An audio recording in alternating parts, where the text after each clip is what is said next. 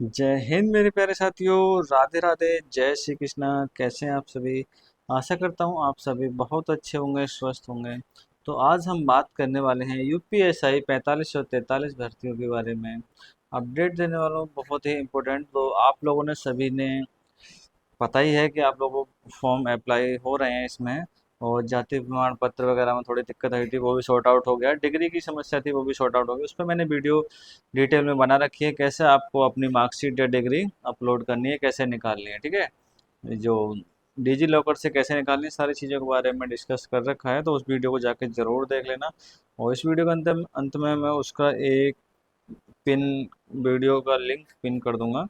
तो आज हम चर्चा करने वाले हैं एग्ज़ाम कब तक होगा, एक्सपेक्टेड कट ऑफ कितनी रहने वाली है, और जो क्वेश्चंस हैं सेफ स्कोर कितना रहेगा, नहीं क्वेश्चंस कितने अटैम्प्ट करना सेफ रहेगा, बेस्ट बुक और रणनीति के बारे में भी बात करेंगे, क्या रणनीति होनी चाहिए एग्ज़ाम को क्वालिफाई करने के लिए। तो जैसे कि आप सभी को पता है कट ऑफ हाई जाएगी या कितनी जाएगी, वो भी सारी चीज़ें बता दूंगा। इससे पहले आपको बहुत ही इम्पोर्टेंट बताने जा रहा हूँ कि लास्ट टाइम एग्ज़ाम में क्या हुआ था, कैसा रहा था, है ना। तो चलिए, आगे बढ़ने से पहले आप सभी से रिक्वेस्ट है कि प्लीज़ वीडियो को लाइक कर लें, चैनल पर नए आए चैनल को सब्सक्राइब जरूर। तो चलिए बात करते हैं कि एग्ज़ाम कब तक होगा। तो एग्ज़ाम भाई देखो, आपका अगर नवंबर दिसंबर में एग्ज़ाम होने के आपके 90% चांसेस है कि आपका एग्ज़ाम नवंबर या दिसंबर में कंफर्म हो जाएगा। अगर दिसंबर तक एग्ज़ाम नहीं होता है तो आपका एग्ज़ाम थोड़ा डिले हो जाएगा। तो इसलिए भी तैयारी अच्छे आप नवंबर दिसंबर मान के अपनी तैयारी करते रहो, ठीक है। उसके बाद बात करेंगे हम कि एक्सपेक्टेड कट ऑफ कितनी जाने वाली है। तो एक्सपेक्टेड कट ऑफ की बात करें तो जनरल की जो कट ऑफ है, लास्ट टाइम की कट ऑफ जो गई थी, चलिए पहले इससे पहले एक बार आपको लास्ट टाइम की कट ऑफ के बारे में बता दे रहा हूँ कितनी गई है, उसके हिसाब से आपको बताता हूँ, ठीक है। तो ये है आपकी कट ऑफ जो लास्ट ईयर की थी। लास्ट ईयर की कट ऑफ जनरल की 302 गई थी, ईडब्ल्यूएस की 285, ओबीसी की 287.51 और एससी की 260 और जी एसटी की 223, है ना। इतनी अप्रोक्स आप लोगों की कट ऑफ गई थी। वहीं 2025 के लिए अनुमानित कट ऑफ क्या रहने वाली है ना, वो भी मैं आप लोगों को बता दे रहा हूँ। तो 2025 की बात करें, यहीं हम बात कर ले रहे हैं 2025 के लिए, ठीक है, इसी में बात कर ले रहे हैं। 2025 की एक्सपेक्टेड कट ऑफ की बात करूँ मैं, तो कितनी रहने वाली है आप लोगों के लिए, है ना। जनरल की बात करूँ तो लगभग 315 प्लस माइनस 2, ठीक। ईडब्ल्यूएस की बात करूँ 290 प्लस रहने वाले, 290 प्लस आपकी रहने वाली। ओबीसी की बात करूं तो ओबीसी की कट ऑफ 295 से लेके 300 के अप्रॉक्स आप लोगों की कट ऑफ रहने वाली। एससी की बात करूं तो 270 तक आपकी अप्रॉक्स कट ऑफ रहने वाली है, ठीक है, 270 तक, ठीक है। इसी में मेल और फीमेल, मतलब फीमेल की कट ऑफ थोड़ा कम कर सकते हो, है ना, 5 से 10 नंबर, ठीक। ये कट ऑफ रहने, बाकी जो क्षैतिज आरक्षण वाले हैं जैसे एक्स सर्विसमैन हो गए, ये उनकी कट ऑफ बहुत कम देखने को आप लोगों को मिलेगी, बहुत ज़्यादा हाई नहीं जाएगी। बस सेक्शनल क्वालिफाई जितने भी हैं वो सभी लोग कट ऑफ के अंदर आ जाएंगे, ठीक।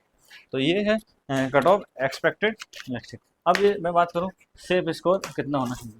सेफ स्कोर कितना होना चाहिए, मतलब कि जो क्वेश्चंस कितने अटैम्प्ट करने चाहिए। आपको क्वेश्चंस का अटैम्प्ट ये मान लो, सबसे पहले डिसाइड करो कि 50% सभी सब्जेक्ट में आप कर सको। जैसे जीएस हो गया, और जीएस में 50% यानी 40% तो क्वालिफाई होता है, तो कोशिश करो कि 50% आपका हो जाए। उसके बाद आपका रीजनिंग हो गया, रीजनिंग में 50% आप सेव कर लो। उसके बाद मैथ में 50% सेव कर लो, और हिंदी में 50% सेफ स्कोर पहले कर लो आप। उसके बाद देखो कि कितने क्वेश्चंस अटेम्प्ट और करने हैं। लगभग आपको 125 प्लस क्वेश्चंस अटेम्प्ट करने हैं। कितने? 125 प्लस क्वेश्चंस। कोशिश करो इतने क्वेश्चंस आपके सही रहें, है ना, इतने क्वेश्चन सही रहें, ठीक है। इतना कोशिश करो। जनरल कैटेगरी में अगर 125 क्वेश्चंस बन रहे हैं तब आप सेफ कैटेगरी में जाने की सोचना, ठीक है। सेफ स्कोर का आपको समझ में आएगा कि लगभग 125 क्वेश्चंस और जो ओबीसी और एससी कैटेगरी वाली हैं वो 5-5 क्वेश्चंस कम अटेम्प्ट करें, मतलब 120, 115 और 110 क्वेश्चंस के अप्रोक्स अगर आप लोगों के बनने हैं तो आप लोग सेफ स्कोर कह सकते हो, ठीक है। नहीं, सेफ क्वेश्चंस कह सकते, इतने क्वेश्चंस कम से कम सही होने चाहिए। तो बात करते हैं कि एग्जाम की रणनीति क्या होनी चाहिए, बेस्ट बुक। तो बुक के देखो, मैथ के लिए मैं आपको कोई बहुत ज़्यादा इधर उधर की बुक नहीं लेनी, एच डी यादव से आप प्रैक्टिस कर लो, एच डी यादव। रीजनिंग आपको पढ़नी है तो पीयूष वासने वाली जो बुक है या उनका कोर्स ले लो आप, उससे आप बेस्ट कर सकते हो, ठीक है। जीएस के लिए आप इधर उधर की कोई ज़्यादा बुक नहीं, एक जो या तो किसी आप चैनल के माध्यम से पढ़ रहे हैं तो वहाँ से पढ़ लो, और जो परीक्षा वाणी है उससे पॉलिटी का देख लो। तो जीएस का कई सारे पोर्शन है, उसको डेली जहाँ से भी मिले आपको लोग पढ़ते रहो, प्रैक्टिस सेट लगाते रहो, और जीएस का डेली रिवीजन करते रहो। साथ ही साथ मैथ का रिवीजन यानी करते रहो, साथ ही साथ जैसे कोई चैप्टर करो उसका मॉक टेस्ट जरूर लगाओ। क्या करना है, मॉक टेस्ट जरूर लगाना है, ठीक। सफलता का मंत्र क्या है, कंसिस्टेंसी। कंसिस्टेंसी यानी कि डेली आपको पढ़ाई करनी है। क्या करना है, डेली पढ़ाई करनी है, कम से कम 6 से 7 घंटे आप डेली पढ़ाओ।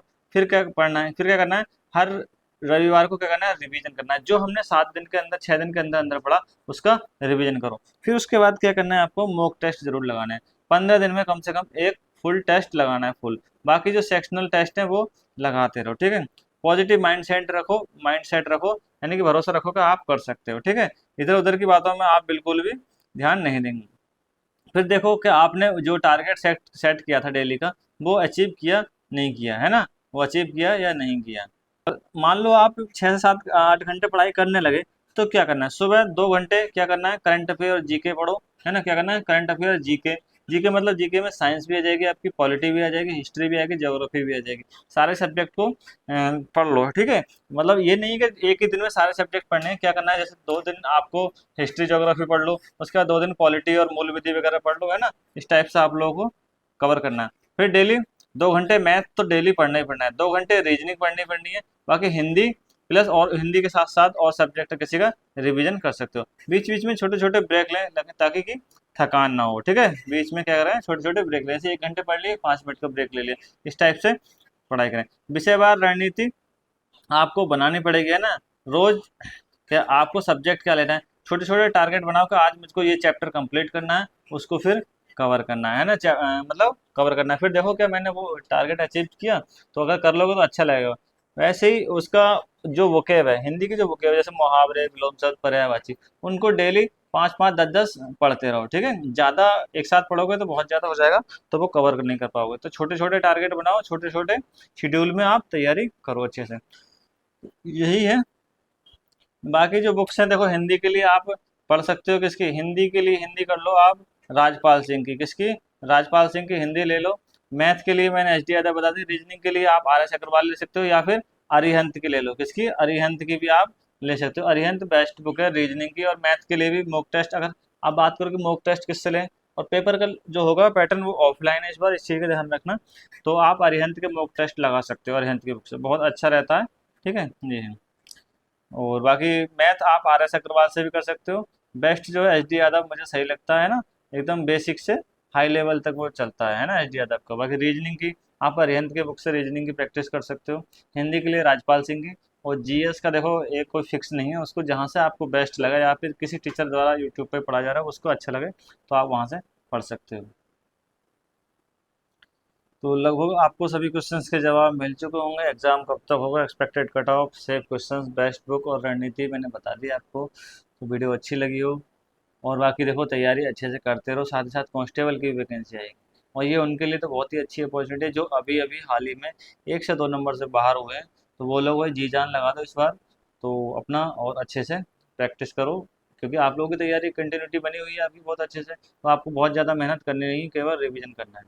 चलिए सभी के लिए ऑल द बेस्ट, और मिलते हैं नेक्स्ट वीडियो में नेक्स्ट अपडेट के साथ।